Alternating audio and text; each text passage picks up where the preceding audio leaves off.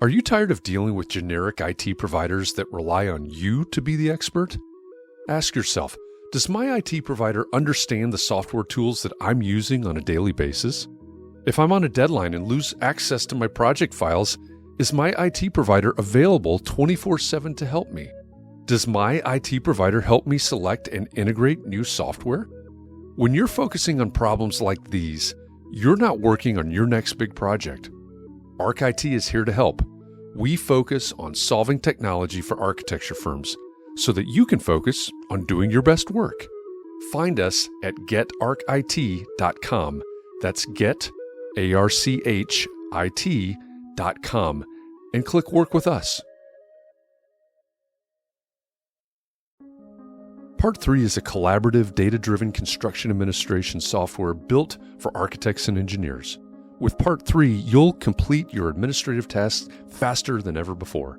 You'll streamline your submittals, RFIs, change documents, and field reports with automation and intelligence. Stop wasting time on tedious tasks. Schedule a free demo of this transformative automation tool today at part3.io/getstarted. That's part3.io/getstarted. Experience construction administration performance today with Part 3. We need this as a society. We need better buildings that people are ennobled by being around and living in. We need good design to be part of our lives, just like we think about good design with smartphone or the latest flat screen TV or some other manufactured thing. And the building industry isn't there, but it should be and it can be. My name is Mark R. LePage, and I'm joined by Patrick MacLeamy, former CEO of the international architecture firm HOK. This is Season 2 of buildSMART. In Season 1 of buildSMART, Patrick shared the incredible story of HOK, its founding and journey to become a world-class architecture firm. That journey coincided with Patrick's remarkable 50-year career at the firm, rising from junior designer to CEO of the firm. After his time at HOK, Patrick, as he puts it, has been repurposed, not retired, repurposed. Now, as the chairman of buildingSMART International, Patrick is continuing his mission to improve and reimagine the building industry.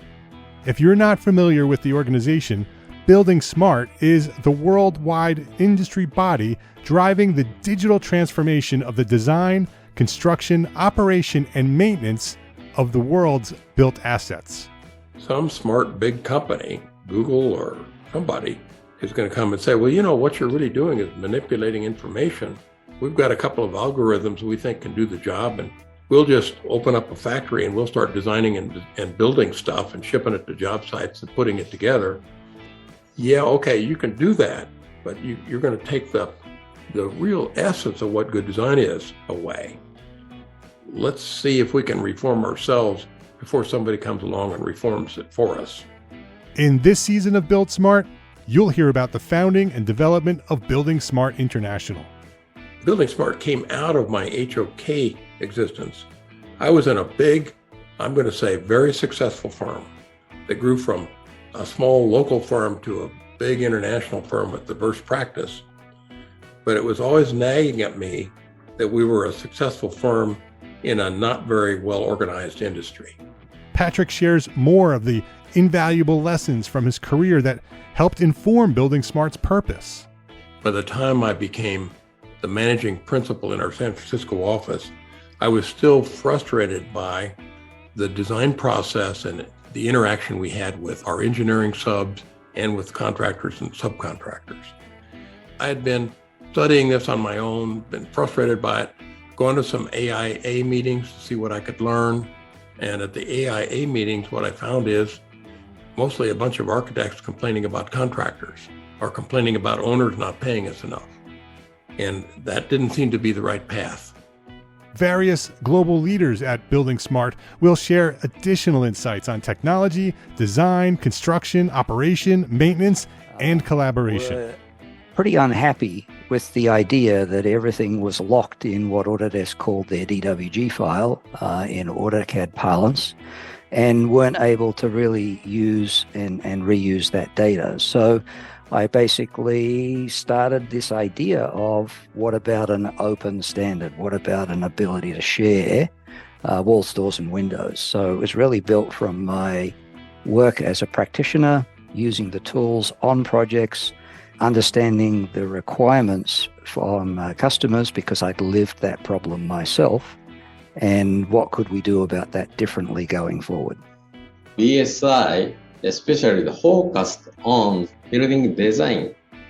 So I think that we must make to construction do. Yes.